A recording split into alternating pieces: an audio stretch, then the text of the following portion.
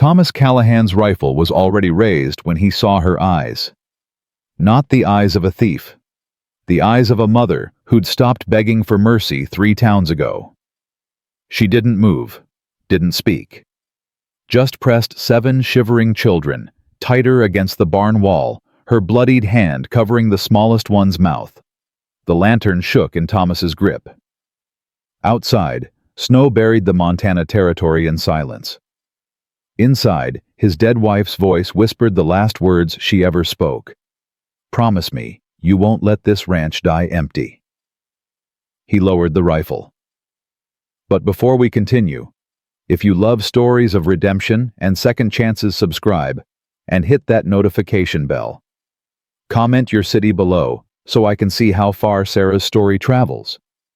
Now let's see what Thomas did next, because his choice would change everything.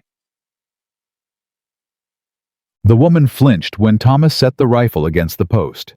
"Don't," she whispered. Her voice cracked like creek ice in March. "Don't call the law." Thomas studied her. 30, maybe younger, but worn down past her years. Dark hair stuck to her face with sweat despite the cold. Her dress, if you could call it that, hung in strips. The fabric was so thin he could see her ribs through the tears. Blood soaked her left sleeve from shoulder to wrist. Behind her, 7 faces stared at him. The oldest couldn't be more than 12. The youngest was maybe 3, thumb jammed in his mouth, eyes glazed with fever. "How long you been here?" Thomas asked.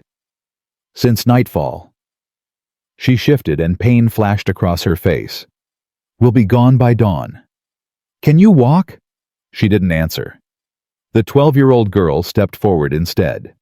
Tall for her age, with her mama's dark eyes and a jawline that said she'd seen too much. "She carried my brother 9 miles, the girl said. Her voice was steady, but her hands shook. "Carried him the whole way while the rest of us walked. She ain't carried nothing since except that baby." She pointed to the 3-year-old. Thomas crouched down, keeping his movements slow. The woman pulled the children back. "I ain't here to hurt you," he said.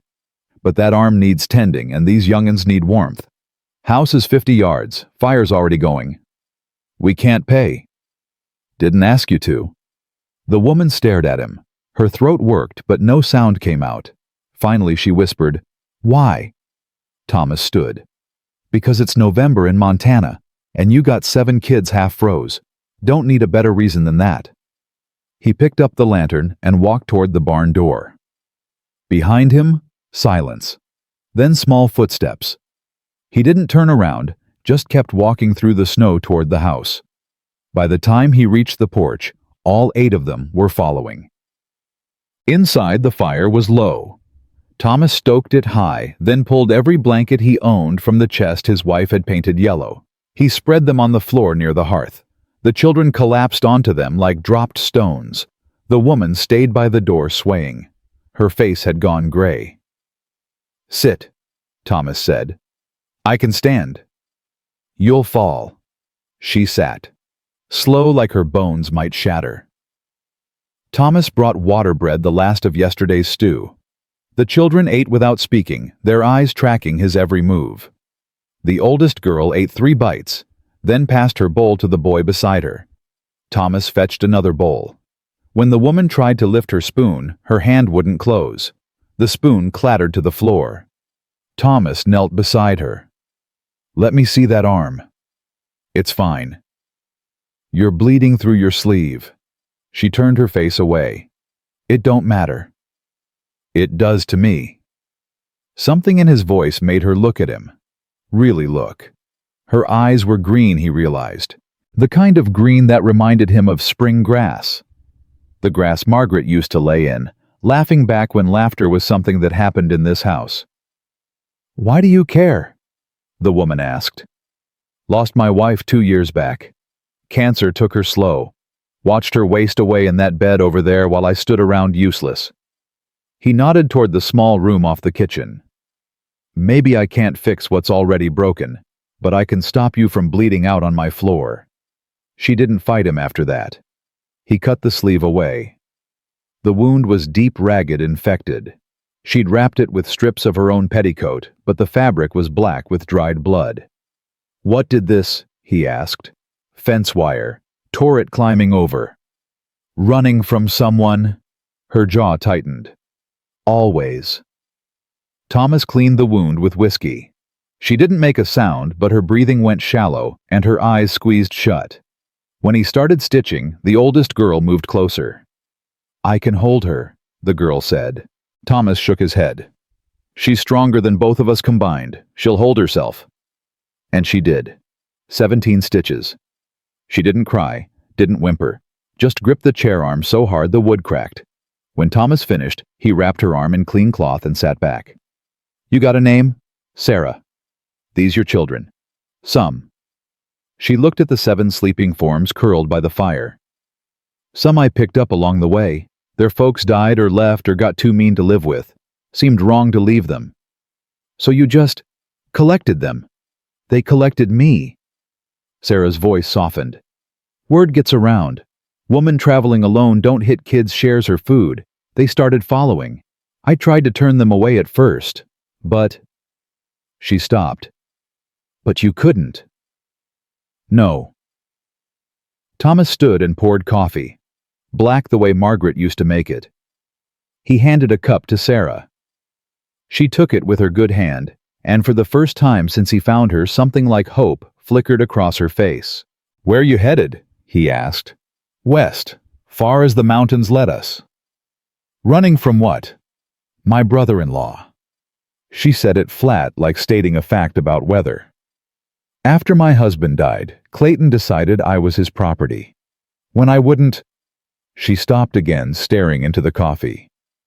"When I said no, he told the whole county I stole from him. Put a price on my head. $50. $50 for what?"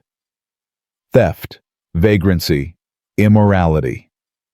Her laugh was bitter. "Take your pick." Thomas was quiet for a long moment. Outside wind rattled the shutters. Inside, one of the children whimpered in sleep. The oldest girl, Sarah's daughter he assumed, reached out and pulled the child closer without waking.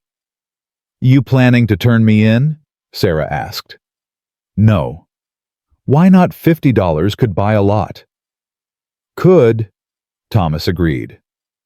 "But I don't need money bad enough to sell a woman who carried a sick child 9 miles through snow." Sarah's throat worked. She set down the coffee before he could see her hands shake. "Thank you," she whispered. "Don't thank me yet. Town'll know you're here by morning. Miss Agatha Winslow's got eyes like a hawk and a tongue like a bullwhip. Once she sees smoke from 2 chimneys instead of 1, questions'll start. Then we'll leave before dawn. You can't walk 9 feet, let alone 9 miles. I've walked worse. Not with that arm you haven't." Thomas leaned forward. "Listen, I got space. Barn's warm if the roof don't leak. House is warmer. You and the young'uns can stay till that wound heals, and you're strong enough to travel proper." Sarah stared at him. "You don't even know me." "I know enough." "What if I am a thief?" "Then I'll lock up my valuables." "What if Clayton comes looking?"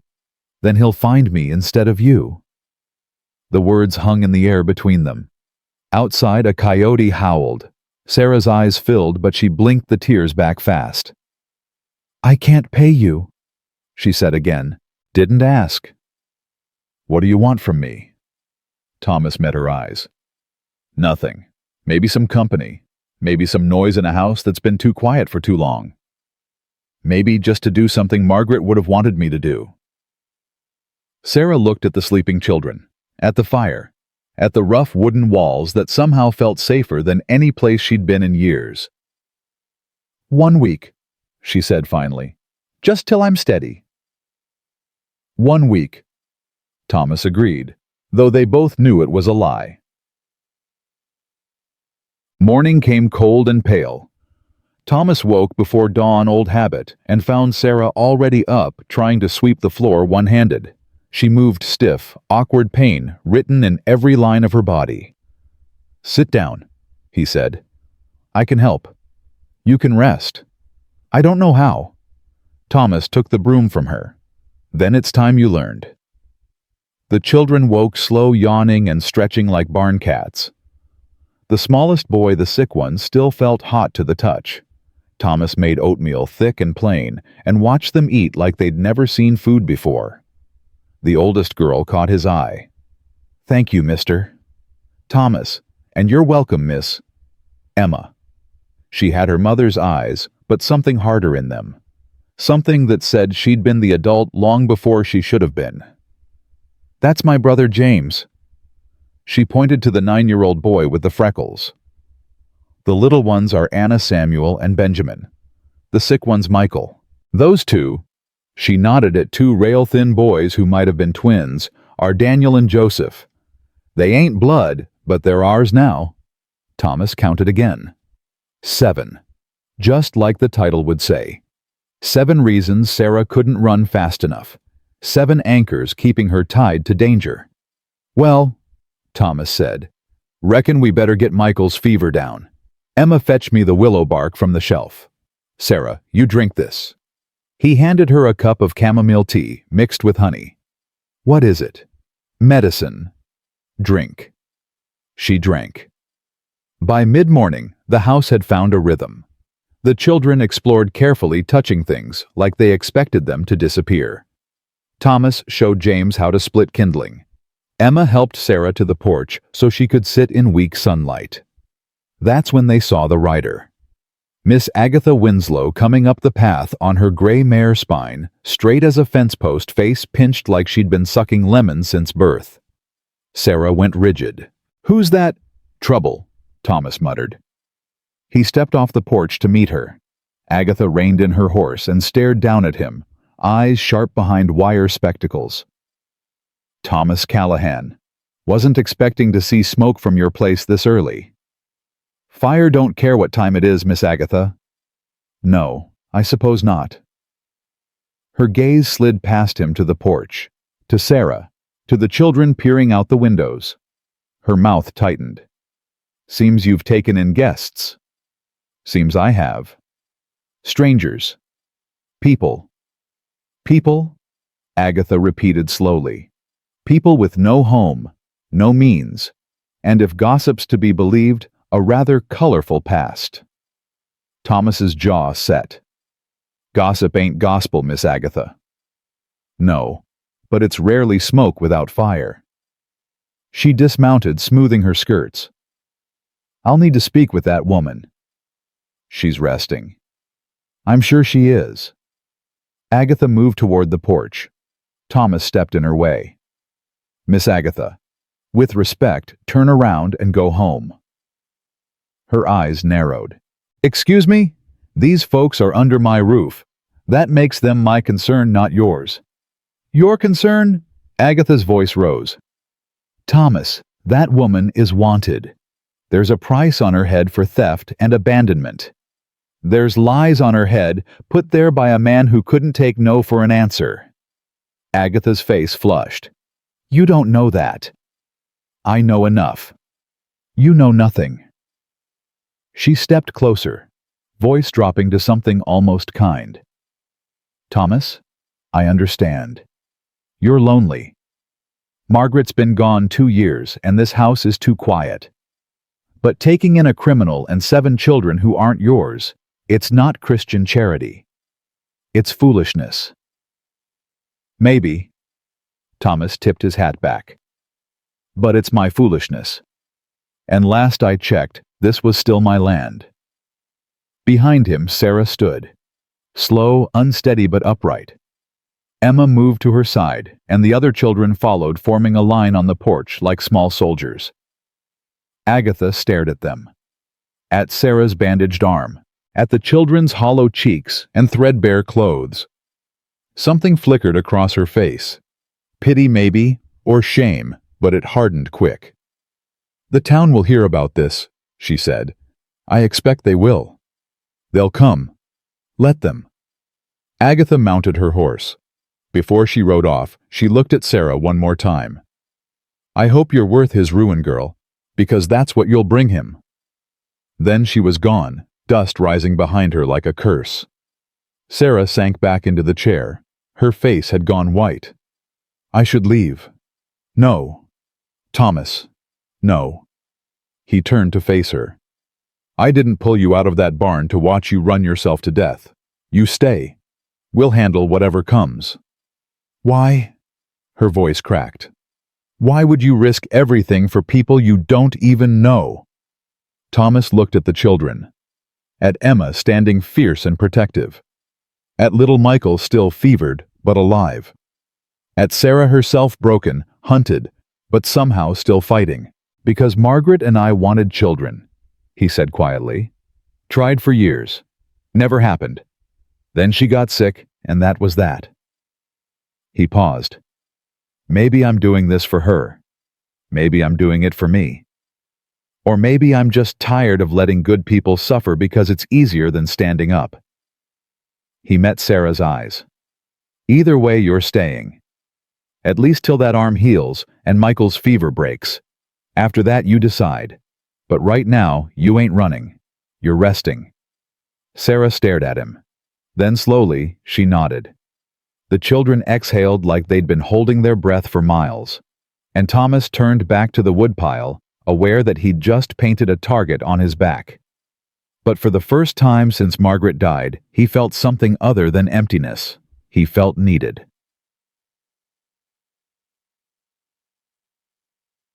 That afternoon, Thomas found Emma behind the barn, teaching the younger children how to stack firewood.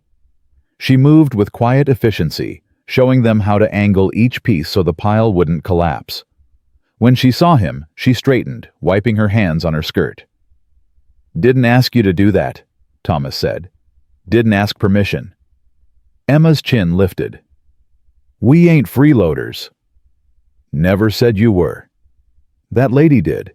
The one on the horse." Thomas leaned against the fence. "Miss Agatha says a lot of things. Most of 'em are fear dressed up as righteousness." Emma studied him. "You really gonna let us stay?" "Said I would." "People say things. Don't mean they keep promises." "I keep mine." She didn't answer right away, just turned back to the woodpile, adjusting a log that didn't need adjusting. Finally, she said, "Mama don't trust easy. She's been hurt bad by men who acted nice at first." "I ain't acting." "How do I know that?" Thomas met her eyes. "You don't. Not yet. But I figure time'll show you what words can't." Emma nodded slowly. Behind her, little Samuel dropped a log on his foot and started crying. She was there in an instant, scooping him up, checking his toes, murmuring comfort. The boy wrapped his arms around her neck and buried his face in her shoulder. "How old are you?" Thomas asked. 13 come January. "You shouldn't have to carry all this." "Somebody has to."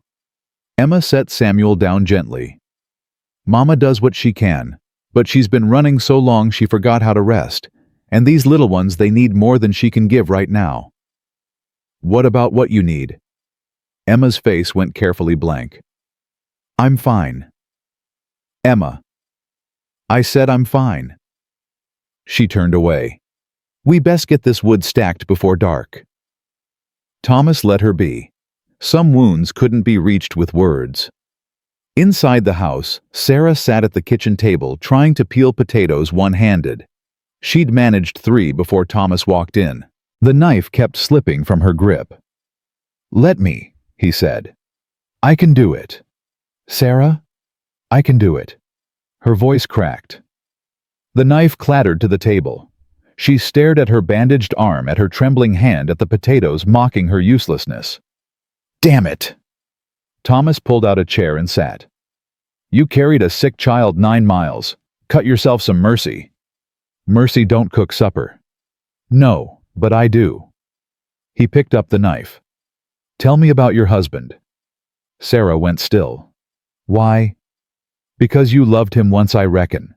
And because talking about the dead sometimes makes 'em less heavy to carry."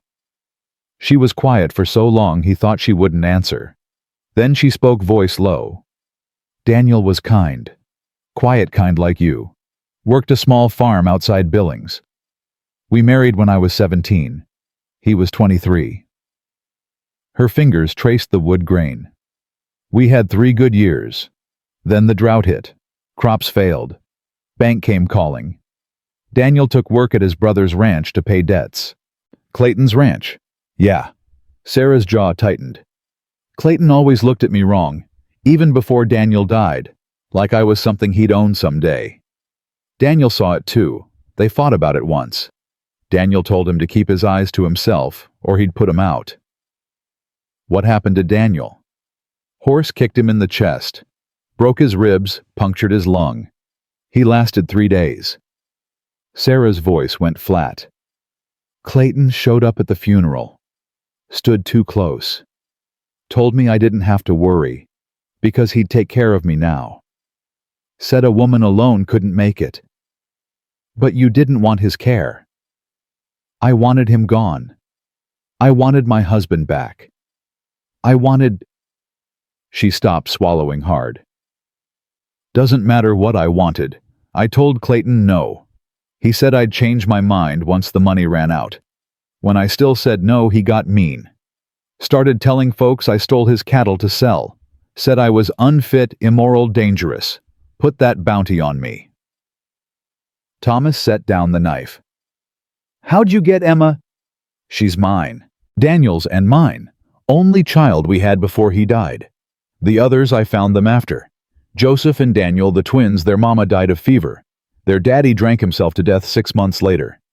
James was working mines at 8 years old till the shaft collapsed. Killed everyone but him. Anna's folks beat her. Michael's mama left him at a church. Benjamin. Sarah's voice softened.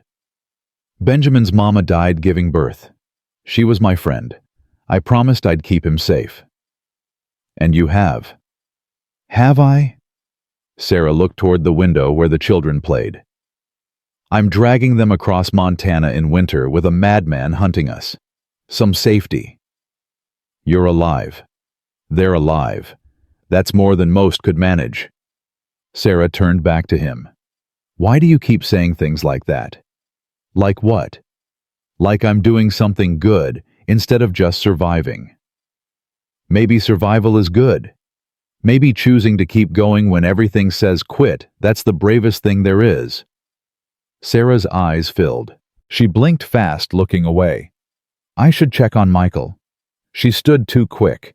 Her vision grayed and she swayed. Thomas caught her elbow. Easy. I'm fine. You ain't fine. You're exhausted and half-starved and trying to hold up 7 kids on one good arm. He guided her back to the chair. Sit. I'll check on Michael. Thomas. Sit. She sat. Michael was sleeping when Thomas entered the small room where the children had made a nest of blankets.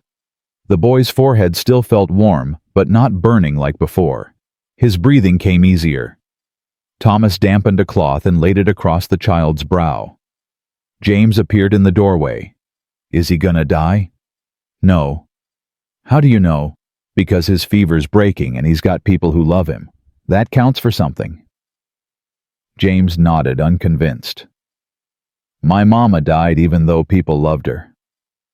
I know. Sometimes love ain't enough to stop death, but it's enough to make life worth fighting for. The boy thought about that. You loved your wife. Very much. Does it stop hurting? Thomas looked at him. 9 years old and already carrying grief too big for his shoulders. No. But it stops being the only thing you feel. James sat on the floor near Michael. I don't remember my daddy. He left before I could talk. Mama said he couldn't handle being poor. He picked at a thread on his sleeve. Am I bad for not missing him? No, you're just honest. Miss Agatha said we're bad luck. Said Mama's collecting trouble. Thomas's jaw tightened. Miss Agatha's scared. Scared people say cruel things to feel bigger. Are you scared of us? No. Why not everyone else is? Because I know the difference between danger and need. You kids ain't dangerous. You're just hungry and tired and wanting somewhere safe. Ain't nothing scary about that. James looked up at him. Will you really let us stay? As long as you need. What if that lady comes back with the sheriff? Then we'll handle it. What if Clayton comes? Thomas met the boy's eyes. Then I'll handle him. Something eased in James's face. Not fear leaving, just someone else agreeing to carry part of it. By evening, the house smelled like potatoes and salt pork. The children gathered around the table, watching Thomas dish out portions. He gave them each extra, ignoring the fact that his own plate looked sparse. Sarah noticed. That ain't enough for you? I ate earlier. Liar. He smiled faint. Eat, Sarah. You need strength more than I do. She didn't argue. Just ate slow, making each bite last, her eyes tracking the children to make sure they had enough. After supper, Emma cleared plates without being asked. Anna helped, moving careful like she expected punishment for dropping something. Thomas watched her flinch when he reached past her for the dishpan. I ain't gonna hit you, he said quietly. Anna froze. I know. Do you? She didn't answer. Just scrubbed a plate so hard Thomas thought it might break. Later, when the children settled near the fire, Thomas found Sarah on the porch again. She stood in the cold without a shawl, staring at nothing. You'll catch your death, he said. Maybe that'd be easier. Don't say that. Why not? It's true. Sarah's voice was tired. I'm so tired, Thomas. Tired of running. Tired of looking over my shoulder. Tired of pretending I'm strong enough to keep them all safe when I know I'm not. You are. I'm not. I'm just stubborn. There's a difference. Thomas stepped beside her. Margaret used to say the same thing. When the cancer got bad, she'd tell me she wasn't brave, just too mean to quit. I told her it was the same thing. She laughed. Said I didn't know the difference between courage and spite. What did you say? I said I didn't care. Long as she kept breathing, she could call it whatever she wanted. Sarah looked at him. Did it work? No, she died anyway. Thomas's voice roughened. But those extra months, they mattered. Every morning she woke up mattered. Every smile, every word, every breath. It mattered because she chose it. I didn't choose this. I chose Daniel. I chose a quiet life. This. She gestured at the house, the barn, the darkness beyond. This chose me. Then choose what comes next. Clayton's hunting the woman who ran. Be the woman who stops running. I can't fight him. You don't have to. I will. Sarah turned to face him fully. Why? Why would you fight my battles? Because someone should have fought for you a long time ago. The words hung between them. Sarah's breath hitched, but she didn't cry. Just wrapped her good arm around herself and looked away. I don't know how to let people help me, she whispered. Then learn, same way I'm learning how to let people back in. Inside, one of the children laughed, probably James showing the twins some trick with string. The sound floated out warm and easy, filling space that had been silent too long. Sarah smiled faint. They like you. I like them. Emma's protective. She'll test you. Already has. And I figure I'll pass eventually. She just needs time to believe I'm not pretending. Sarah nodded. Time. That's what we all need. Just a little more time. Then take it. Take all you need. This house ain't going anywhere. That night, Sarah slept in Thomas's bed while he took the floor near the fire. The children piled together like puppies, breathing soft and even. Thomas lay awake, listening to the sounds of a house that remembered life. 3 days passed. Michael's fever broke. Sarah's arm began healing. The children grew braver, laughing, more flinching less. Emma started smiling when she thought no one was watching. James built a slingshot and practiced shooting pebbles at fence posts. Anna sang while she swept. Thomas chopped wood and mended fences and tried not to notice how Sarah looked in the morning light, how her hair fell loose when she brushed it, how her laugh sounded rusty but real, how she moved through his house like she belonged there. On the 4th day, the town came calling. Not Miss Agatha this time. Sheriff Warren Hayes, 45 and tired, riding up with 2 deputies and a look that said he'd rather be anywhere else. Thomas met them in the yard. Sarah stayed on the porch, Emma at her side. The other children watched through windows. "Sheriff," Thomas said evenly. "Thomas." Hayes dismounted slow. "You know why I'm here." "Reckon I do." "There's a warrant for a woman named Sarah Bennett. Theft, abandonment, vagrancy." Hayes pulled a folded paper from his coat. "Clayton Bennett posted bounty. Says she stole property and ran." "Property meaning what?" "Livestock, money, personal effects." "He's lying," Hayes sighed. "That ain't for me to decide. Law says I bring her in, judge sorts it out. And if she don't want to go, then I got a problem." Hayes glanced at Sarah. "Ma'am, I need you to come with me, peaceful like. You'll get a fair trial." "No, she won't." Emma's voice cut sharp. "Clayton owns half the county. He'll own the judge too." Hayes looked uncomfortable. "Girl, I can't." "Can't what? Can't admit you're about to hand an innocent woman to a man who beats his own brother to death?" Sarah grabbed Emma's arm. "Emma, stop." "No." Emma pulled free. "I'm tired of stopping. I'm tired of running. I'm tired of watching you bleed and starve and pretend everything's fine when it ain't." She turned to Hayes. "You want the truth? Clayton Bennett tried to force himself on my mama after my daddy died. When she said no, he spread lies. Now he's using you to finish what he started, and you're gonna let him because it's easier than standing up." The deputies shifted uncomfortably. Hayes's face flushed. "Emma." Sarah's voice broke. "It's true, Mama. You know it is. We all know it." Emma's eyes blazed. "And if you take her, Sheriff, you ain't upholding law. You're just another coward afraid to do what's right." Silence crashed down. Hayes stared at Emma like she'd slapped him. Behind him, one of the deputies, young maybe 20, looked sick. "Is that true?" the young deputy asked. "About Clayton?" Hayes didn't answer. "Sheriff," the deputy pressed. "Is it true?" "Gossip ain't evidence," Hayes said finally. "But you heard the gossip."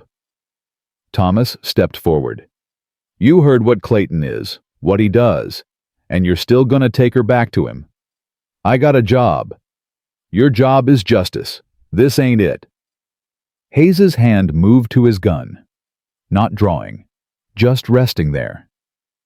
"Don't make this harder than it needs to be, Thomas. Or what, you'll shoot me for protecting a woman and 7 children. I'll arrest you for obstruction." "Then do it." Thomas didn't move. "Arrest me, take me in, but you ain't touching her." The young deputy spoke up again. "Sheriff, maybe we should investigate." "We ain't investigators." Hayes's voice hardened. "We're lawmen. The warrant's legal. We follow it." "Even when it's wrong?" Thomas asked quietly. Hayes met his eyes. For a moment something passed between them. Recognition maybe, or shame. Then Hayes looked away. "Step aside, Thomas." "No, I don't want to hurt you." "Then don't." Hayes drew his gun. Slow, deliberate. The deputies followed suit. 3 barrels pointed at Thomas's chest. Sarah moved, fast despite her injury. She stepped off the porch, putting herself between Thomas and the guns. "Don't," she said. Her voice shook but held. "Don't hurt him. I'll go. Just don't hurt him." "Sarah." Thomas reached for her. "It's all right." She looked back at him, eyes wet. "You tried. That's more than anyone else did. Thank you." "I ain't letting them take you." "You don't have a choice." "There's always a choice." Hayes moved forward. "Ma'am, put your hands." The gunshot cracked like thunder. Everyone froze. Hayes spun. On the ridge above the ranch, 3 riders sat silhouetted against the sky. The lead rider held a smoking pistol. Even from a distance, Thomas recognized him. Clayton Bennett, come to collect what he thought was his. Clayton spurred his horse down the slope. His men followed, rifles drawn. He pulled up 20 feet from the sheriff, grinning like a cat with a cornered mouse.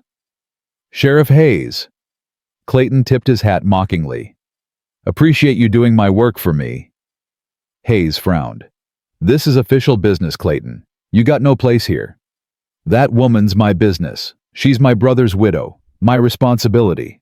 She's a fugitive. I'm taking her to jail." "No need. I'll handle it from here."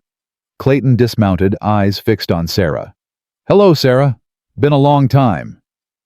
Sarah didn't answer, just stepped back closer to Thomas. Clayton's smile widened. "Still playing shy, after dragging Daniel's name through the mud, after stealing from me." "I never stole nothing," Sarah said quietly. "No. Then where's the money Daniel left you? Where's the silver, the deed to the farm?" "You know damn well Daniel died broke. The bank took everything." "That's a lie." Clayton's voice rose. "You took it. You and that bastard daughter of yours took it and ran like the thief you are." Emma lunged. Thomas caught her before she reached Clayton, holding her back as she struggled. "Let me go." "Emma, no. He killed my daddy. Everyone knows it. He kicked that horse into him on purpose, and everyone's too scared to say it." Clayton's face went cold. "Careful, girl. Slander's a crime." "So's murder." The tension snapped taut. Clayton's hand moved to his gun. So did his men's. Thomas pushed Emma behind him, putting himself between her and the guns. Hayes stepped forward. "That's enough. Everyone calm down." "Ain't nothing calm about this." Thomas's voice was steel. "You came to arrest an innocent woman. He came to claim property that ain't his. And now you're all standing on my land pointing guns at children. That how Montana law works now?" Hayes looked between them. Thomas unarmed and unmoved. Clayton armed and eager. Sarah and Emma terrified but defiant. The other children, faces pressed to windows, watching everything fall apart. "Clayton," Hayes said slowly, "go home. I'll bring her in proper. I want her now." "That ain't how—" "I said now." Clayton drew his pistol fully. "She's mine. Daniel married her. Daniel died, that makes her my concern. And I'm taking her home where she belongs." "Over my dead body," Thomas said. Clayton's smile turned vicious. "That can be arranged." He raised his gun. Sarah screamed, and Pastor Silas Harper's voice rang out like a bell. "Put it down, Clayton." Everyone turned. The pastor stood at the edge of the property, holding his Bible in one hand and a shotgun in the other. Behind him, 10 men from town formed a line. Farmers, shopkeepers, blacksmiths, men with families and faces Thomas recognized from Sunday service. They were all armed. "Pastor," Clayton said slowly, "this ain't church business. This is my flock. That makes it my business." Silas walked forward, steady and calm. "You've terrorized this woman long enough. Spread lies, filed false charges, tried to buy justice like it's cattle. Ends now. You can't stop me. I got the law on my side."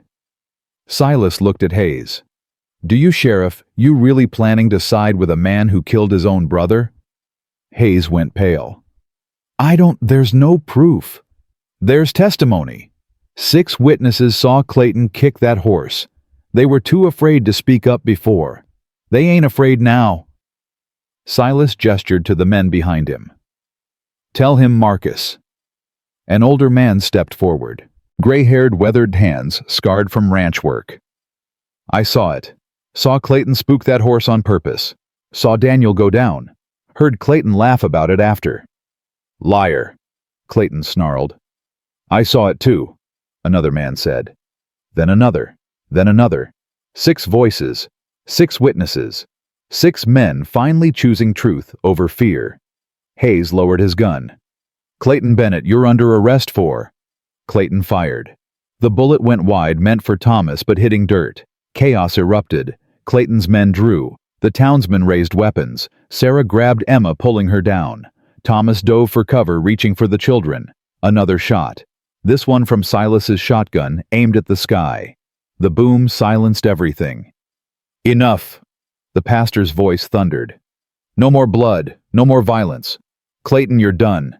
Turn yourself in or face every man here. Your choice." Clayton looked around.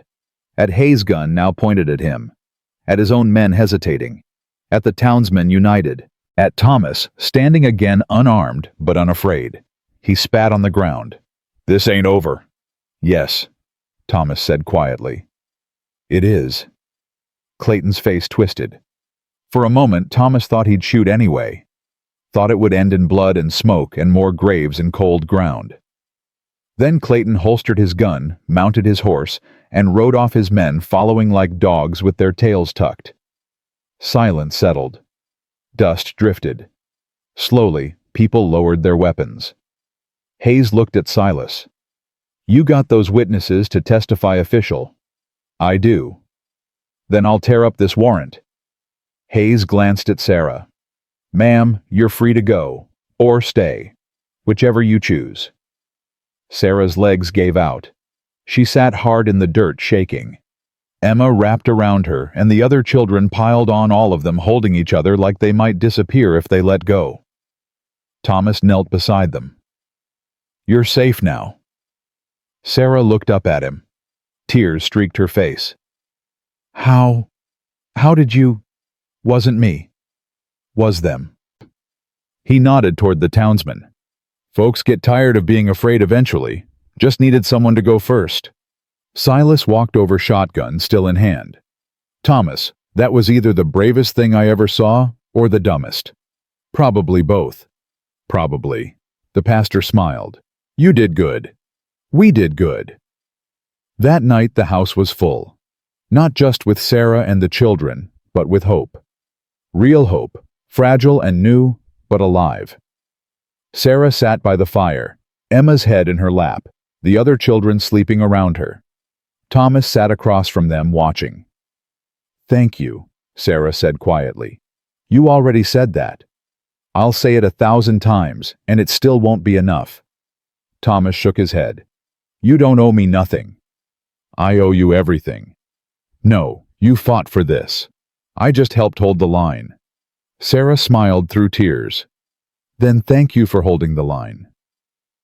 Outside, winter pressed close, but inside the fire burned warm, and for the first time in years, Sarah Bennett stopped looking over her shoulder.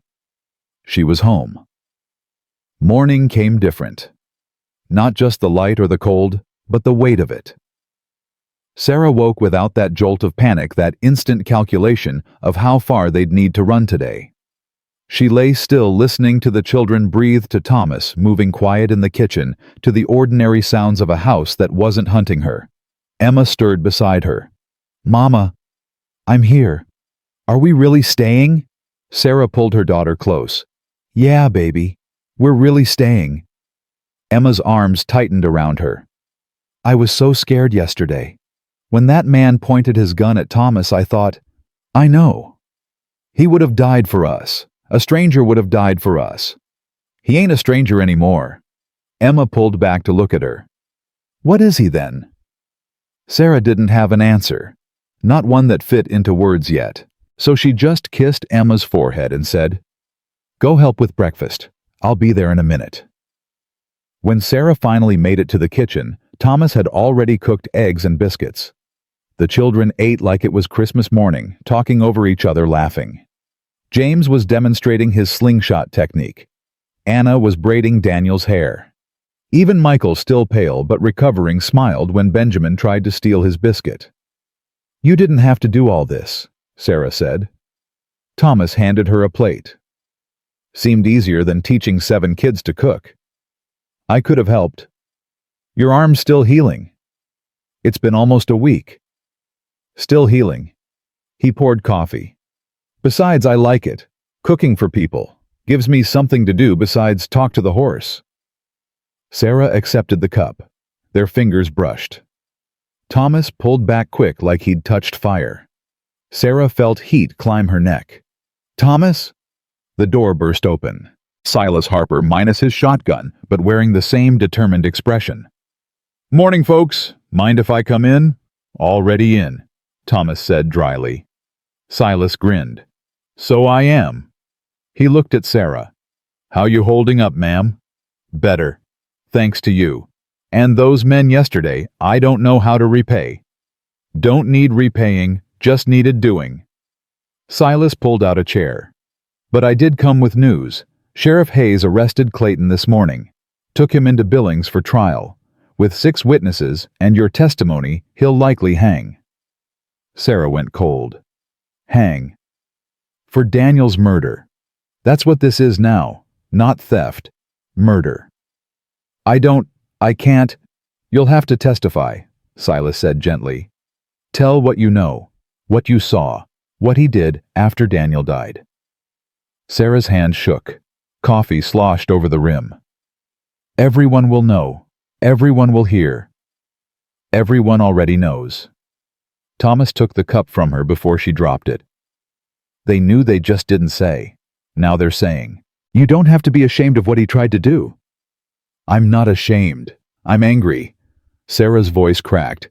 I'm so angry I can barely breathe. Daniel was good. He was kind and gentle, and he deserved better than a brother who killed him over land and pride. And she stopped, chest heaving. I wanted him dead. When Clayton came yesterday, I wanted him dead. What kind of person does that make me? Human, Silas said quietly. Anger ain't sin, Sarah. It's what you do with it that counts. And you chose to live instead of seeking revenge. That takes more strength than pulling a trigger. Doesn't feel strong. Feels like cowardice. It ain't. Emma spoke from across the room. She'd stopped eating, was staring at her mother with fierce eyes. You kept us alive when you could have given up. You kept moving when everything hurt. You chose us over dying. That ain't cowardice. That's the bravest thing I ever saw. Sarah's eyes filled. She looked away, blinking hard. Silas stood. Trial's in 2 weeks. Hayes will send word when he needs you. Till then, rest, heal. Let these folks help you. He nodded to Thomas. You too. Town's grateful for what you did. We'll make sure Clayton's friends know to leave you alone. After Silas left the house, settled into quiet again. The children drifted outside to play. Emma stayed behind washing dishes with movements too careful, too controlled. You all right? Sarah asked. Fine. Emma. I said I'm fine. Emma scrubbed a plate so hard the pattern started fading. I keep thinking about Daddy. About how he died alone because Clayton didn't want competition. About how we could have stopped it if we'd been braver. You were 8 years old. Old enough to know something was wrong, old enough to speak up. And they would have ignored you, or worse. Sarah moved beside her daughter. You can't carry that baby. You can't spend your life wondering what if. Then how do I stop? Sarah didn't answer right away, just took the plate from Emma's hands and set it aside. Then she pulled her daughter close, holding her the way she used to when Emma was small and nightmares came calling. You don't stop, Sarah whispered. You just learn to carry it different. You let other people help hold the weight. Like Thomas. Like Pastor Silas.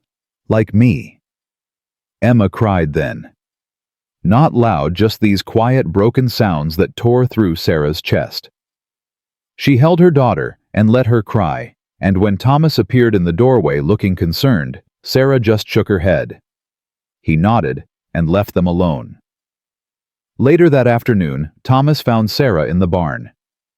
She was trying to brush the horse one-handed, making a mess of it. The mare tolerated her attempts with patient annoyance. Need help? Thomas asked. No. He leaned against the stall. You're brushing her backwards. I know. She don't like it. I know that too. Thomas waited. Sarah kept brushing angry strokes that tangled more than smoothed. Finally, she threw this brush down. I don't know what I'm doing, she said. Any of it. Being a mother, being free, being here. I don't know how to just exist without running. Takes practice. What if I'm bad at it?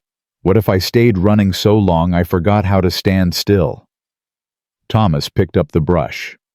Then you learn again, like everything else. You make it sound easy. It ain't easy, but it's possible. He started brushing the mare properly, long, smooth strokes. After Margaret died, I forgot how to do most things. Forgot how to cook food that tasted like anything. Forgot how to sleep without nightmares. Forgot what it felt like to want tomorrow to come. Sarah watched his hands move. What changed? You did. You and those kids. You reminded me what it feels like to be needed, to matter to someone. He glanced at her. Margaret would have liked you. You don't know that. I do. She had a soft spot for stubborn women who refused to quit. Sarah smiled faint. I ain't stubborn. I'm just too mean to die. Same thing. They worked in comfortable silence. Thomas brushing while Sarah organized tack that didn't need organizing. Outside, the children's laughter drifted through the open door. Inside, something shifted between Sarah and Thomas. Not romantic, not yet, just recognition. Two people who'd survived their own kind of dying, learning to live again. Thomas. Yeah. When the trial happens, will you come with me? He didn't hesitate. Yes. Even if folks talk, even if they think, let them think whatever they want, I'll be there. Sarah's throat worked. Why are you so good to us? Thomas set down the brush and turned to face her fully. Because somebody should be. Because you deserve good after so much bad. Because those kids deserve to see what kindness looks like without conditions attached. He paused. And because when I look at you, I see someone who fought like hell to stay alive. That's worth protecting. Sarah stepped closer. I don't know what happens next. I don't know if Clayton hangs or walks free. I don't know if we stay here or move on. I don't know anything except... She stopped searching for words. Except what? Except I ain't scared right now. For the first time in years, I ain't scared. And that's because of you.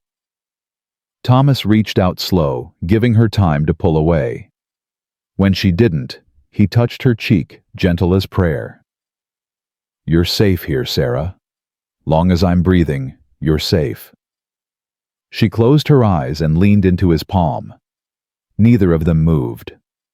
Just stood there in the barn, with dust motes drifting, and the mare huffing soft, and the moment stretching into something neither could name, but both needed. Then Emma called from outside, and the moment broke. Thomas dropped his hand. Sarah stepped back. They looked at each other, awkward and aware, before Sarah hurried out. Thomas stayed behind, heart hammering, wondering what the hell he'd just done. That evening, Miss Agatha Winslow returned. Not with judgment this time, but with a basket of bread and a carefully neutral expression. Sarah answered the door, and for a long moment, the two women just stared at each other. Ma'am, Sarah said finally. Mrs. Bennet. Agatha held out the basket. I came to apologize. Sarah blinked. Pardon. I said things, cruel things. I judged you without knowing your story. That was wrong. Agatha's face flushed. I'm a bitter old woman who spent too much time worrying about what others think instead of doing what's right. You didn't deserve my scorn. You deserved help, and I failed to give it. Sarah took the basket slowly. Why now? Because Pastor Silas reminded me that Jesus ate with sinners and outcasts and broken people, and that if I claim to follow him, I best start acting like it. Agatha met her eyes. I ain't asking forgiveness, just offering bread, and whatever else you might need. Sarah studied the older woman, saw genuine regret there, saw pride swallowing itself for the sake of making things right. She nodded. Thank you. May I? Agatha hesitated. May I see the children? Sarah stepped aside. Come in. The children froze when Agatha entered. They remembered her judgment. Anna hid behind Emma. James's hand drifted toward his slingshot. Agatha knelt down, joints cracking. I owe you all an apology too. I called you bad luck. Said terrible things. I was wrong. You're not bad luck. You're children who deserve safety and love and full bellies. And anyone who says different is a fool. Benjamin, the smallest, stepped forward. You really mean that? I do. You ain't gonna try to take us away. No, child. I'm gonna help make sure nobody does. Benjamin considered this. Then he walked over and hugged her. Agatha went rigid with surprise, then slowly wrapped her arms around him. Her eyes filled. Thank you for not being mean anymore, Benjamin said. Agatha's voice broke. Thank you for giving me a chance to be better. After she left, Thomas found Sarah on the porch again. She was crying quietly, shoulders shaking. Sarah. She apologized. That awful woman apologized. And I don't know why that makes me cry harder than all the cruelty did. Thomas sat beside her. Because cruelty's easy to hate. Kindness is harder. It makes you feel things you thought were dead. Is that what happened to you when we showed up? Yeah, you woke up parts of me I thought died with Margaret. Sarah wiped her eyes. Does it hurt? Waking up? Sometimes, but it's a good hurt. The kind that means you're healing instead of just surviving. They sat in silence as the sun set. The children were inside playing some game involving string and laughter. The temperature dropped, but neither moved. Finally, Sarah spoke. When the trial's over and Clayton's dealt with what then, what do you want? I don't know. I spent so long running I never thought about what comes after stopping. Thomas turned to look at her. You're welcome to stay, long as you want. The house is big. Kids could use the space. And He stopped. You what? I like having you here, all of you. This house ain't felt like home in 2 years. Now it does. Sarah met his eyes. You sure 7 extra people's a lot. 7 extra people's exactly what this place needed. Thomas, I can't let you keep caring for us without what payment. Sarah, you don't owe me nothing. You and those kids brought life back to a dying place. That's worth more than money could buy. But people will talk. They'll say we're, let 'em talk. Don't change what's true. And what's true? Thomas chose his words careful. Truth is, you're the first person I've cared about since Margaret died. Truth is, those kids make me remember what it felt like to want to be better. Truth is, I go to sleep easier knowing you're all safe under this roof. Whatever folks want to call that friend family, something else don't matter to me. Long as you're here. Sarah's breath caught. Thomas. You don't have to say nothing. Just know you got a place here. Always. He stood and went inside before she could respond. Sarah sat alone, heart pounding, mind racing. She'd been so focused on survival, she'd forgotten what it felt like to be wanted, not needed, wanted, chosen, valued for more than what she could provide. The feeling terrified her. 2 days later, Emma found her crying in the barn. Mama? Sarah scrubbed her face quick. I'm fine, baby. You keep saying that, but you keep crying. I'm just... Sarah stopped searching for words that wouldn't worry her daughter. I'm overwhelmed. Good overwhelmed, but still overwhelming. Emma sat beside her. You like him, Thomas? Emma, it's all right if you do. Daddy would want you to be happy. Sarah looked at her daughter. How can you say that? Because Daddy was kind. He'd hate knowing you spent the rest of your life alone because of him. Emma took her hand. And because Thomas is good to us, he's good to you. That's all Daddy would care about. You really believe that? Yeah, and I think... Emma hesitated. I think if we stay here, if we let this be home, maybe we can stop hurting so much. Maybe we can just be happy for once. Sarah pulled her close. When did you get so wise? When I had to grow up too fast. They sat together, mother and daughter, both carrying grief too heavy, but learning slowly to set it down. Outside, Thomas taught James how to fix the fence. Inside the house, Anna sang. From the loft, the twins' laughter echoed. It wasn't perfect. Grief still lived here. Fear still whispered. But so did hope. And maybe that was enough. That night, Sarah couldn't sleep. She got up, wrapped a shawl around her shoulders, and found Thomas sitting by the dying fire. "Can't sleep either," she asked. "Thinking too much." "About what?" "About how fast things change. A week ago this house was empty, now it's full. A week ago, I was just existing. Now I'm—" He stopped. "Now you're what?" Thomas looked at her. "Now I'm living again. And it scares me." "Why?" "Because I got used to the emptiness. Got comfortable with it. And now you're here and those kids are here and everything feels different. And I'm terrified of losing it." Sarah moved to sit beside him. "I'm scared too. Scared of staying. Scared of trusting. Scared of letting my guard down and getting hurt again." "So what do we do?" "We take it one day at a time. We trust each other. We stop letting fear make our choices." Thomas nodded slowly. "I can do that." "Me too." They sat in silence, shoulders touching, watching embers fade to ash. Neither spoke again, but they didn't need to. Some things lived in silence better than words. Some promises were made without speaking. And somewhere in that quiet, two broken people started believing they might actually be whole again. The next morning a letter came. Sheriff Hayes needed Sarah in Billings in 1 week. The trial was set. Clayton was locked up, but his friends were talking. There were threats, whispers, promises of revenge if Sarah testified. Emma read the letter over Sarah's shoulder. "You're still going, right?" "I have to. Even if it's dangerous. Especially because it's dangerous. Someone has to stand up to men like Clayton. Might as well be me." Thomas appeared in the doorway. "I'm coming with you." "You don't have to." "I'm coming." His voice left no room for argument. "You, me, Emma. We'll leave the other kids with Pastor Silas and his wife. They've already offered." Sarah wanted to argue, wanted to say she could handle it alone. But the truth was she didn't want to be alone anymore. Didn't want to face Clayton without someone steady beside her. "All right," she said. "We go together." Emma smiled. "Together." Thomas nodded. "Together."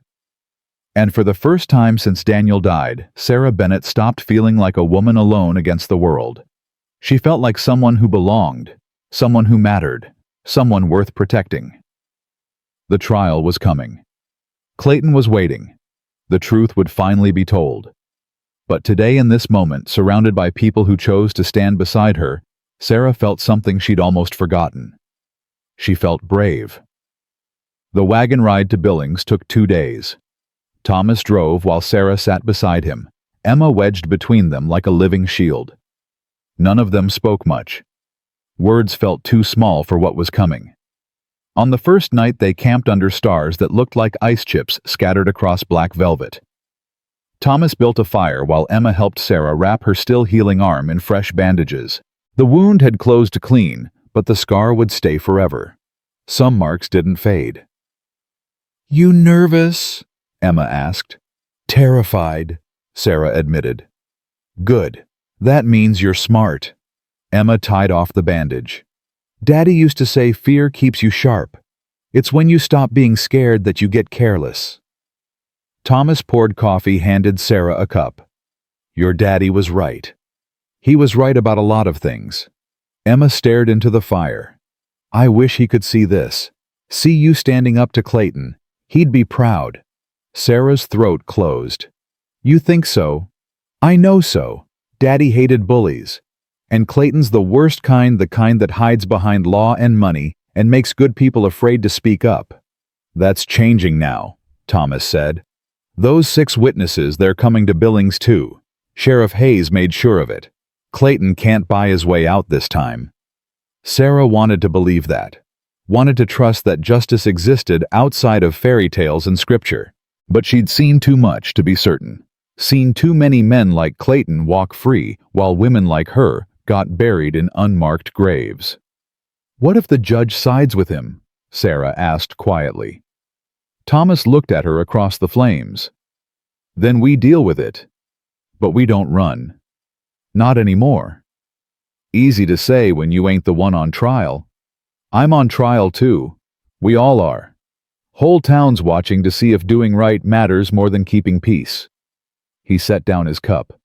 But I'd rather fail trying than succeed by staying quiet. Emma leaned against her mother.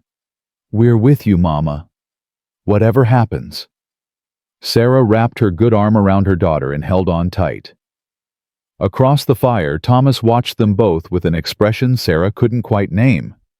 Not pity, not desire. Something gentler. Something that looked almost like hope. When Emma fell asleep, Sarah moved to sit beside Thomas. The fire had burned low, just embers, now barely enough light to see faces. Can I ask you something? Sarah said. Anything. Why didn't you ever remarry after Margaret? Thomas was quiet so long Sarah thought he wouldn't answer. Then he said, Didn't seem fair. To Margaret, or whoever came after. How do you give your whole heart to someone when part of it's buried in the ground? Is that what you think I'm doing? Trying to give you half a heart? No. I think you're trying to figure out if you're allowed to be whole again. He looked at her. And I think you're scared that wanting something good means forgetting something you lost. Sarah's eyes burned. How did you know? Because I felt it too. Every time I laughed after Margaret died, I felt guilty. Like I was betraying her memory by not staying miserable forever. He paused. Took me a long time to realize she wouldn't want that. She'd want me to keep living, keep finding reasons to smile. Daniel was the same way. He'd hate knowing I spent 2 years running scared. Sarah wiped her eyes. But I don't know how to stop being scared, Thomas. Even now, even with you and Emma and those kids back home, I'm still waiting for it all to fall apart. Then we'll hold it together. You don't have to carry everything alone anymore. Sarah looked at him, really looked. Saw the lines around his eyes from grief and sun, saw the steadiness in his gaze, saw a man who'd survived his own kind of dying and chose to help her survive hers. What happens after the trial? She asked. If Clayton hangs? If we win? What then? Thomas reached over slow, giving her time to pull away. When she didn't, he took her hand. His palm was rough, calloused warm. Then we figure out what living looks like. Without running. Without fear. Just living. I don't know if I remember how. We'll learn together. Sarah squeezed his hand. They sat like that till the fire died completely, neither wanting to let go, both afraid of what holding on might mean. Billings appeared on the horizon at noon the next day, bigger than Sarah remembered, louder. The courthouse stood at the center of town, 3 stories of brick and judgment windows, like watching eyes. People crowded the streets, all heading the same direction. Word got out, Thomas muttered. Everyone wants to see the show, Emma said bitterly. See if the poor widow can take down the rich man. Sarah's stomach twisted. She'd known the trial would be public, but seeing the crowd made it real. All those faces, all those opinions, all that judgment waiting to land on her shoulders. Thomas helped her down from the wagon. His hand lingered on her waist, steadying her. You can do this. I don't feel brave. Brave ain't feeling fearless. It's being scared and doing it anyway. Sheriff Hayes met them at the courthouse steps. He looked tired, older than he had a week ago. Mrs. Bennett, Thomas, Emma. He nodded to each. Trial starts in an hour. Judge Harmon's presiding. He's fair, but he don't suffer fools. What about Clayton? Sarah asked. Locked up. His lawyer's been spreading money around, but the witnesses are solid. Marcus and the others, they ain't backing down. Hayes paused. His friends are here too. Making noise, making threats. Stay close to me. They entered the courthouse together. Inside, the air smelled like old wood and nervous sweat. People packed the gallery, whispering behind hands, pointing at Sarah like she was some kind of exhibit. Emma grabbed her mother's hand and glared at anyone who stared too long. Thomas stayed on Sarah's other side, a wall between her and the crowd. His presence steadied her. Reminded her she wasn't alone. Then she saw him. Clayton sat at the defendant's table wearing a clean suit and a smile that said he'd already won. He looked relaxed, confident. Like this was just another business deal he'd charm his way through. When his eyes found Sarah, his smile widened. Sarah's hand tightened on Emma's. Thomas leaned close. "Don't look at him. Look at me." She did, focused on Thomas's face instead of Clayton's smirk. Found something solid to anchor to. The bailiff called order. Judge Harmon entered gray-haired and stern-faced like weathered stone. He banged his gavel, and the trial began. The prosecutor was a thin man named Atkins Glasses, perched on a sharp nose, voice clipped and precise. "The territory calls Marcus Webb." The old rancher stood, walked to the witness stand, and swore his oath.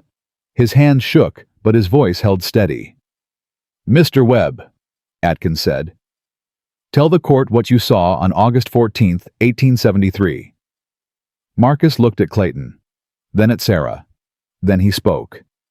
"I saw Clayton Bennett spook his brother's horse, deliberate-like. Daniel was checking a fence. Clayton rode up, said something I couldn't hear. Then he kicked the horse hard in the flank. Horse reared. Daniel went down, hit his head on a rock, never got up." The gallery erupted. Judge Harmon banged his gavel. "Order, I will have order." Clayton's lawyer, a sleek man named Grisham, stood. "Objection. This witness has no proof of intent. The horse could have been startled by anything." "The horse was calm till Clayton kicked it," Marcus said. "I know horses. That animal didn't spook natural, it was forced." "Did you see Mr. Bennett kick the horse?" Grisham pressed. Marcus hesitated. "I saw his boot move, saw the horse react, saw Clayton smile after Daniel went down." "So you didn't actually see contact? You're speculating." "I saw enough." Grisham smirked. No further questions. 4 more witnesses testified. Each told the same story. Each admitted they didn't see the actual moment of contact, just the before and after. Grisham tore into them all, planting doubt like seeds in poisoned soil. By the time they called Sarah, the courtroom buzzed with uncertainty. She stood on legs that barely held her. Thomas squeezed her hand once before letting go. Emma whispered, "Tell the truth, Mama. That's all you can do." Sarah walked to the stand, swore her oath, sat down and faced the room full of strangers, deciding her credibility. Atkins approached gentle. "Mrs. Bennett, thank you for your courage. Can you tell the court about your relationship with Clayton Bennett?" Sarah's mouth went dry. She looked at Emma, at Thomas. Then she spoke. "He's my brother-in-law. Was married to my husband's brother." She stopped, confused. Started again. "My husband Daniel was his brother. After Daniel died, Clayton, he changed. Got possessive. Said I belong to him now." "What do you mean by possessive?" "He came to the house 2 days after the funeral. Said I couldn't manage alone. Said a woman needed a man's protection. I told him I didn't need protecting. Sarah's voice wavered. "He grabbed my arm. Told me I'd learn to be grateful eventually." Clayton's face remained blank, like she was describing weather instead of assault. "Did he threaten you?" Atkins asked. "Every day. Said if I didn't accept his help, I'd lose everything. The farm, the house, even Emma.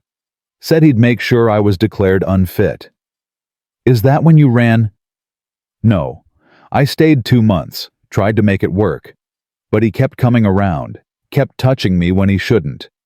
Kept saying Daniel would have wanted him to take care of me. Then one night..." Sarah stopped, chest tight. "Take your time." Sarah breathed deep. "One night he came to the house drunk, forced his way in, tried to..." Her voice broke. "I fought him off, hit him with a pan. He left, but he swore I'd pay for refusing him. Next day the sheriff came with a warrant.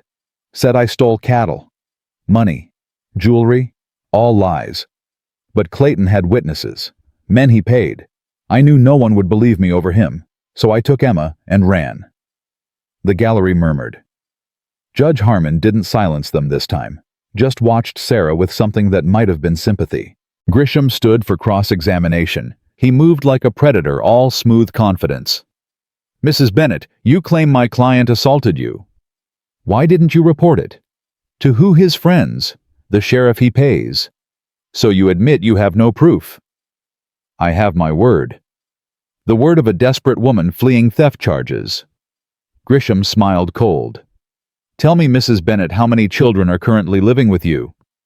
Sarah blinked at the shift. 7. 7? And how many of those are yours? 1 by blood, all by choice. So you collect strays, take in children who aren't yours. Some might say that's noble. Others might say it's suspicious.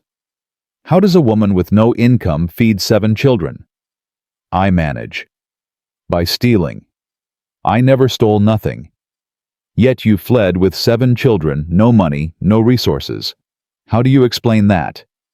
Thomas stood. Objection. This ain't... Sit down, sir, Judge Harmon said sharply. You're not counsel. Grisham pressed on. Mrs. Bennett, isn't it true? You've been staying with Mr. Thomas Callahan, a man you barely know. Living in his house, eating his food, accepting his charity. He offered? Convenient, isn't it?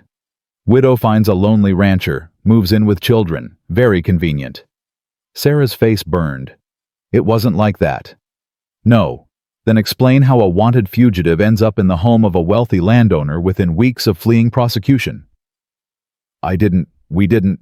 Sarah looked at Thomas, saw anger in his face, saw him stand again. That's enough, Thomas said. His voice cut through the noise. You're twisting everything to make her look guilty when the only crime here is Clayton's. He killed his brother. He terrorized this woman. And you're defending him because he pays you to. Grisham's smile widened. And you're defending her because she's living under your roof. Tell me, Mr. Callahan, what exactly is your relationship with the defendant? I said that's enough. Judge Harmon's gavel cracked like thunder. Mr. Grisham, you will question the witness or you will sit down. Mr. Callahan, one more outburst and you'll be removed. Mrs. Bennett. His voice softened. Answer the question. What is your relationship with Thomas Callahan? Sarah met the judge's eyes. He saved my life, saved my daughter's life, saved 6 other children who had nowhere else to go. That's our relationship. He's a good man who did a good thing when everyone else turned their backs. Are you romantically involved? The question hung like smoke. Sarah felt every eye in the room, felt Clayton's smirk, felt Thomas's gaze, felt her own heart hammering. No, she said finally, but I'd be lucky if someday the answer was yes. The gallery gasped. Grisham looked triumphant. Thomas looked stunned. Emma smiled. No further questions, Grisham said smoothly. Sarah returned to her seat shaking. Thomas took her hand and didn't let go even when people whispered and pointed. The prosecution called its final witness. Sheriff Hayes. He testified about the warrant, the bounty, the lies. He admitted he'd believed Clayton at first, but changed his mind after talking to the witnesses. Why did you change your mind? Atkins asked. Because 6 men don't lie the same way unless they're telling the truth. And because I saw how Clayton looked at Mrs. Bennett when I tried to arrest her. That wasn't concern. That was ownership. And no man should look at a woman like that. Clayton's lawyer tried to discredit him, but Hayes held firm. Finally, Judge Harmon called recess. We'll reconvene tomorrow for closing arguments. Court dismissed. People flooded the aisles. Sarah sagged against Thomas. I ruined everything. No, you didn't. I told the whole town that you and I. You told the truth. There's no shame in that. Emma hugged her mother. You were brave, Mama. So brave. But Sarah didn't feel brave. She felt exposed. Raw. Like every secret she'd buried had been dragged into daylight and judged. They left through the back to avoid the crowd. But Clayton's friends were waiting. 3 men blocked the alley. Big men, mean-looking, armed. The leader stepped forward. Mrs. Bennett, we got a message from Clayton. Thomas pushed Sarah behind him. Get out of the way. Can't do that. See, Clayton don't take kindly to lies. And your woman in there lied real pretty. The man grinned. He wants her to know trial don't matter. He'll be free soon, and when he is, he's coming for what's his. She ain't his, Thomas said flatly. That's not what Clayton says. Says she's his by right. His brother's widow. His responsibility. His property. Say that word again, Thomas growled. See what happens. The man's hand moved to his gun. So did his friend's. Thomas didn't move, but Sarah felt tension coil through him like a spring.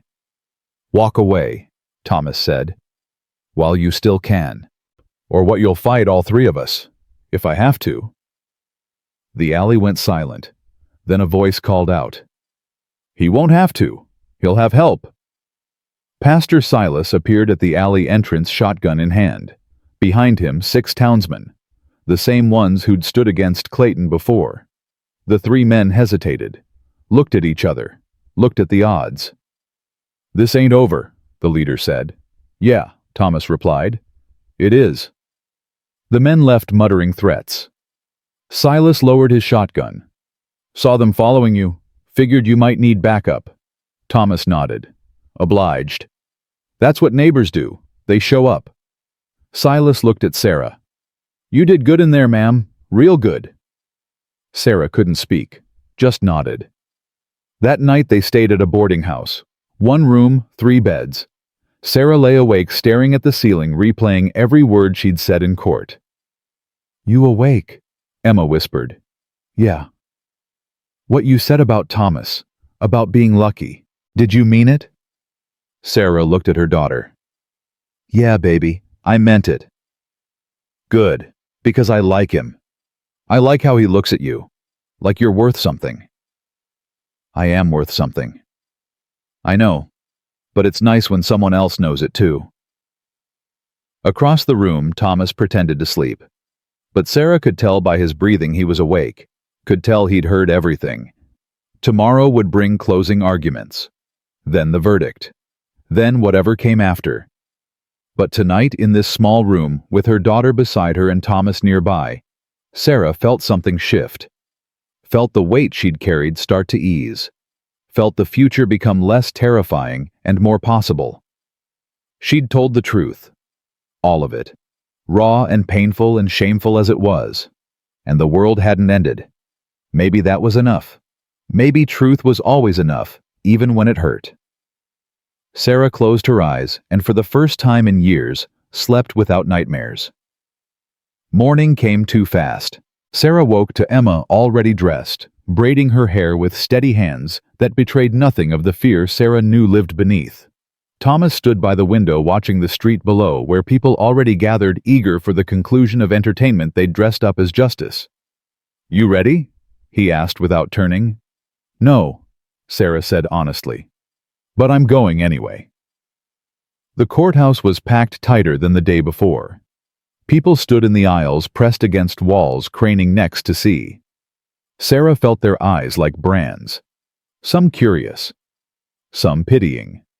Some already convinced of her guilt or innocence based on nothing but gossip and preference. Judge Harmon entered, and the room hushed. Closing arguments. Mr. Grisham, you may proceed. Clayton's lawyer stood smoothing his vest. He spoke to the jury like they were children needing guidance. Gentlemen, you've heard testimony, witnessed accusations. But accusations ain't evidence. 6 men claim they saw Clayton Bennett kick a horse. Yet none saw actual contact. They saw a man approach his brother.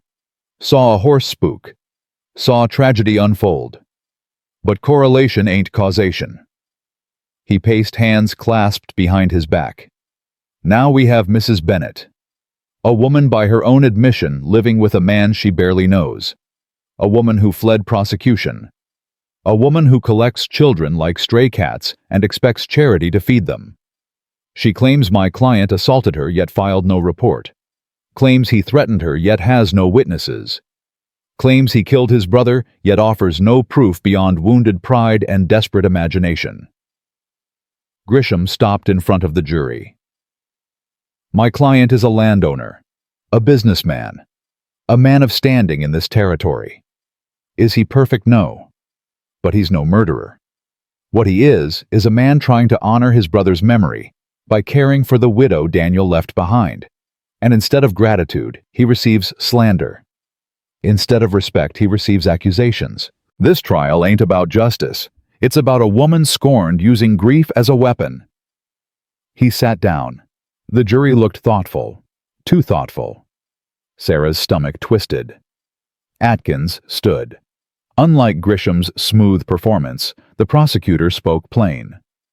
Defense wants you to believe 6 men conspired to lie about the same event.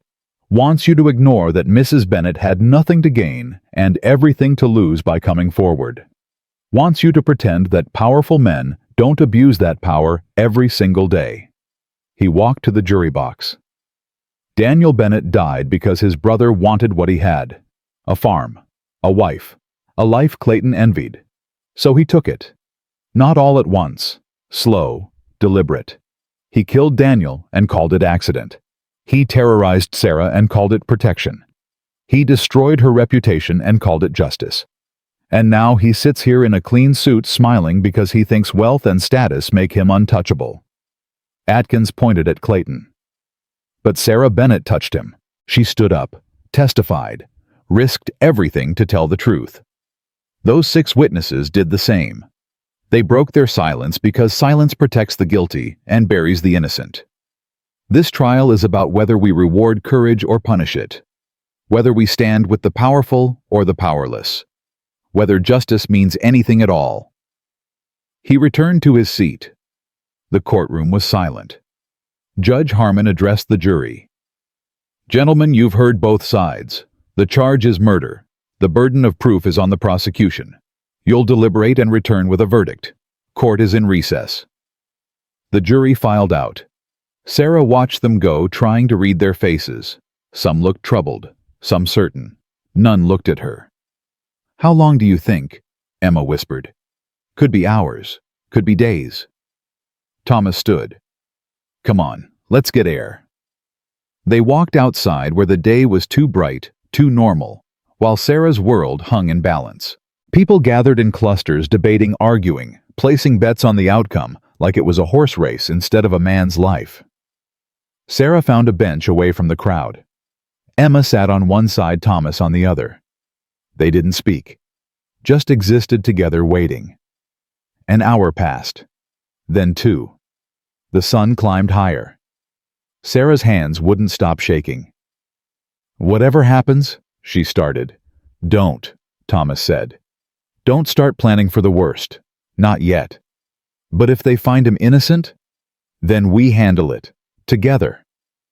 Emma took her mother's hand. He's right, Mama. We're together now. That changes things. Sarah wanted to believe that.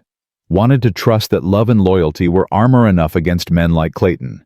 But she'd learned the hard way that good intentions didn't stop bullets or legal judgments. 3 hours. 4. The sun began its descent. People grew restless, hungry, annoyed that entertainment was taking so long. Then the bailiff appeared. Juries reached a verdict. The courthouse filled again. Sarah's heart hammered so hard she felt sick. Thomas's hand found hers squeezed tight. Emma pressed against her side. The jury filed in. 12 men, faces solemn, avoiding eye contact. That was bad. Wasn't it? Sarah couldn't remember what she'd heard about juries and eye contact and what it meant. Judge Harmon spoke. Has the jury reached a verdict? The foreman stood. Middle-aged, weathered, holding a piece of paper like it weighed 1,000 pounds. We have, Your Honor. What say you? The foreman looked at Clayton, then at Sarah, then back to the judge. We find the defendant, Clayton Bennet, guilty of murder in the 1st degree. The word guilty detonated like dynamite. The courtroom exploded.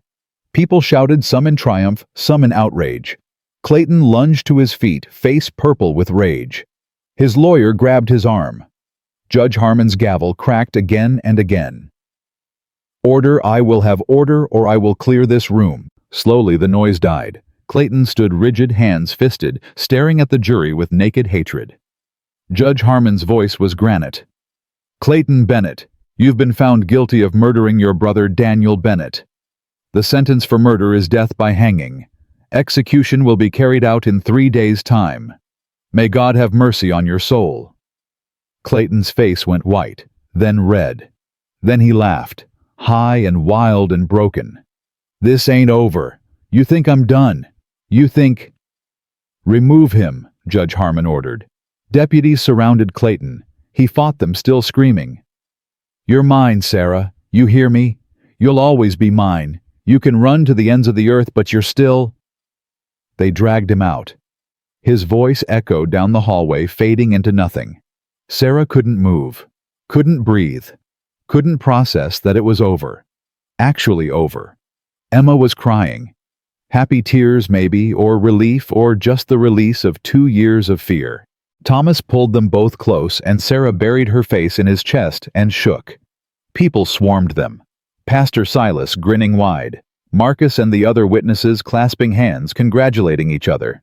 Sheriff Hayes, looking 10 years younger, nodding approval. Miss Agatha Winslow dabbing her eyes with a handkerchief. "Justice," Agatha said. "Finally, justice." Outside, the sun was setting, painting the sky in colors that looked like hope. Thomas guided Sarah to the wagon while Emma handled the well-wishers, thanking people with grace beyond her years. "We should get you home," Thomas said. Home. The word settled in Sarah's chest, warm and foreign and right. They collected the other children from Pastor Silas's house. The reunion was chaos. Little ones crying and laughing and talking over each other. James showing off a wooden horse someone had carved him, Anna singing a song she'd learned. Michael, still thin but recovering, threw himself at Sarah. "You came back." "Of course I came back. Promise you won't leave again." Sarah knelt, holding him at arm's length so he could see her face. "I promise, baby. We're done running. We're home now." The ride back to the ranch took 2 days, same as before. But everything felt different, lighter. The children sang songs, made up games, argued and laughed and acted like children instead of refugees. Emma rode beside Thomas, asking about horses and ranching and whether she could learn to rope cattle. He answered each question seriously, like her thoughts mattered, like she mattered. Sarah watched them and felt something crack open in her chest. Not breaking, opening, making room for something she'd thought died with Daniel. On the second night after the children slept and Emma drifted off mid-sentence, Thomas and Sarah sat by the fire. "Thank you," Sarah said. "You've said that.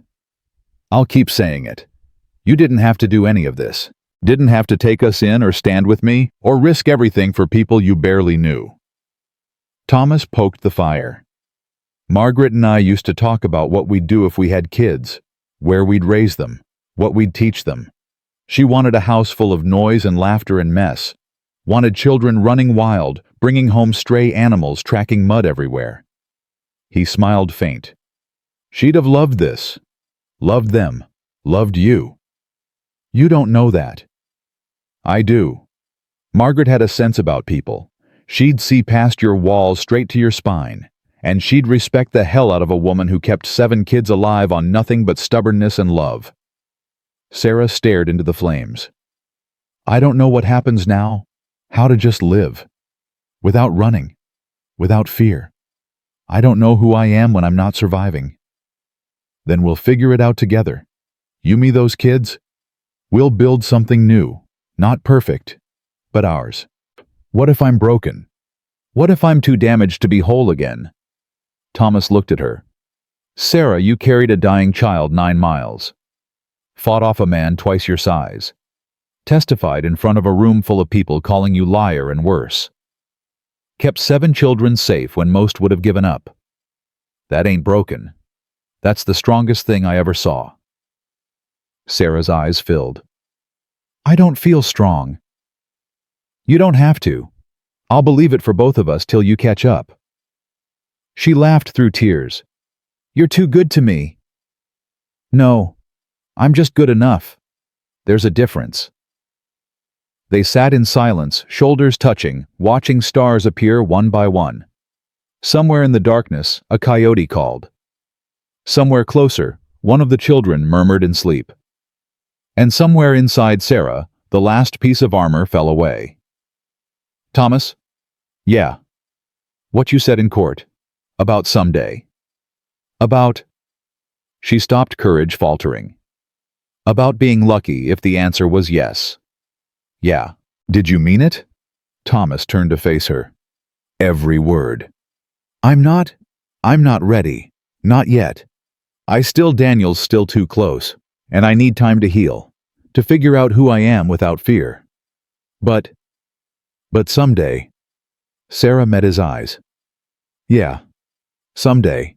If you're willing to wait. Sarah, I'd wait forever if that's what you needed. But I don't think you need forever. I think you just need time to remember you're allowed to want things, allowed to be happy, allowed to love again without it erasing what you had before. How do you know that? Because I already did it. Margaret's still here. He touched his chest. Right here. Always. But that don't mean there's no room for you. Heart's got space for all kinds of love. Past, present, future. It don't run out. It just grows. Sarah kissed him then, soft and brief and terrified. When she pulled back, Thomas smiled.